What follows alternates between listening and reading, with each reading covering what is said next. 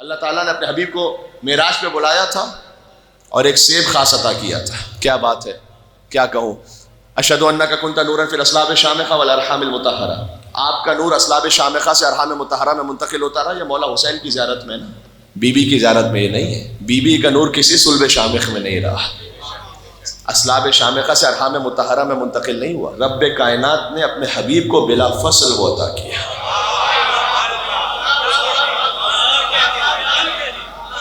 لہٰذا آپ be be کی زیارت میں دیکھیں گے کہ جملہ بتائیے مجھے کہیں زیارت میں جملہ بی بی کی زیارت ہی بالکل مختلف ہے. یا ممتحنۃ امتحنک اللہ الذی خلقک قبل ان یخلقک فوجدک لم امتحنک صابرا. یہ بی بی کی زیارت ہے. اے وہ بی بی جس کا امتحان خدا نے لیا قبل ان یخلقک. امتحان اس وقت لیا کہ جب آپ کو خلق کیا ہی نہیں تھا. کیا مطلب ہے اس کا خدا جانتا ہے. فوجدک لم امتحنک صابرا، تو جو امتحان لیا اس میں آپ کو صابرہ پایا.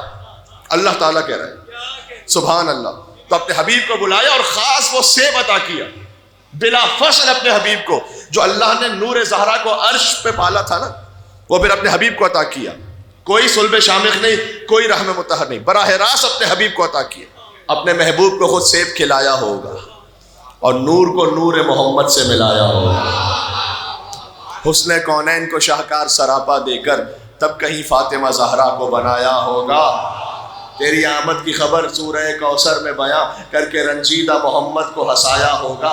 اور تیری تخلیق سے پہلے ہی خدا تعالیٰ نے تیرا ہم پلہ تیرا کف بنایا ہوگا.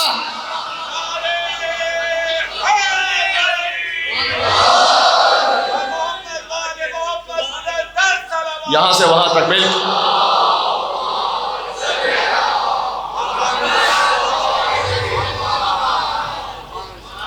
تیری تخلیق سے پہلے ہی خدا تعالیٰ نے تیرا ہم پلہ تیرا کف بنایا ہوگا اور تیرے قابل اسے ہر طور زمانہ سمجھے. اس کی آمد کے لیے کعبہ سجایا ہوگا اور اس کے درجات زمانے کو بتانے کے لیے شاہ کونین نے ہاتھوں پہ اٹھایا ہوگا.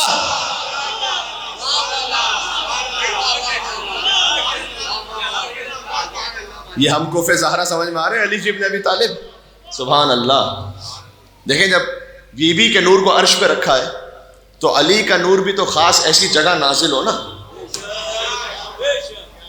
کہ جس سے بہتر کوئی مقام نہ ہو. سبحان اللہ.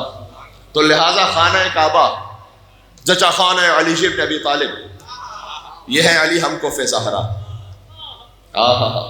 کعبہ ہے ہی علی کی ولادت کی وجہ سے.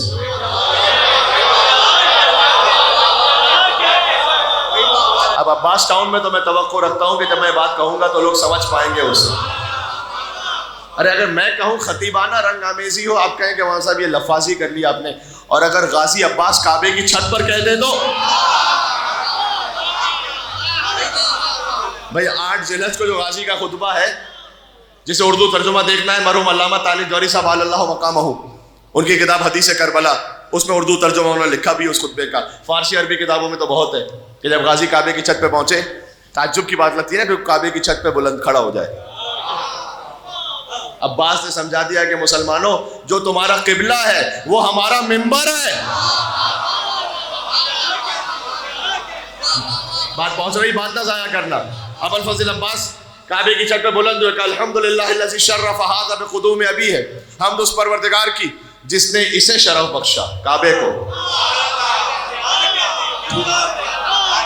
علی کا کیا شرف، کعبے کا شرف ہے یہ. الحمدللہ الذی شرف ھذا، اس بیت اللہ کو یہ شرف عطا ہوا. بے قدوم ابی ہے کہ حسین کے بابا کے قدم کعبے میں آ گئے. من کان بالامس بیتن اصبح قبلتن، جو کل تک گھر تھا علی آئے قبلہ بن گیا. ذرا 13 رجب کی رات کے حالات تو دیکھو، یہ کس نے بت کدے کو قابل سجدہ بنا ڈالا. اور کہا ہے جس ابو طالب کو تم نے عمر بھر کافر، اسی کافر کی زوجہ نے اسے قبلہ بنا ڈالا.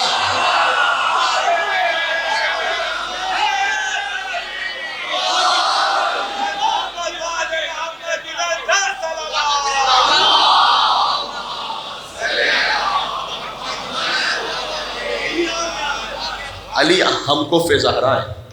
یہ بات سمجھ میں آ رہی ہے.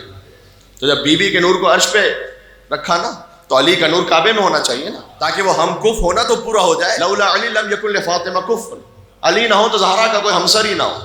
یہ سرکار ختم مرتبت نے فرمایا ہے، کسی شاعر کا تخیل نہیں ہے، کسی خطیب کی خطابت نہیں ہے، حضور سے روایت ہے. لولا علی لم یکن لفاطمہ کف، علی نہ ہو تو زہرا کا کوئی ہم کف نہ ہو.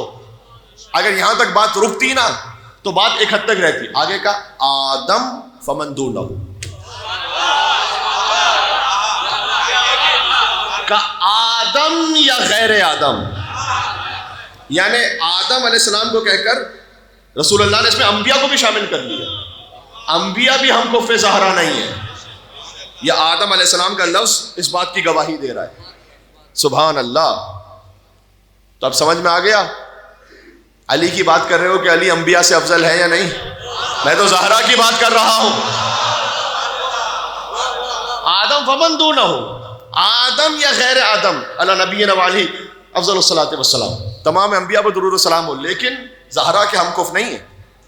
فقط علی زہرا کے ہم کف ہے. میں آپ سے کہوں یہ اتنی بڑی بات ہے نا، اس پر زندگی بھر بات کرتے جائیں کم ہے. کیوں؟ اس لیے کہ دو برابر کی ہستیاں ہیں، ہم کف. مرج البحرین یلتقیان.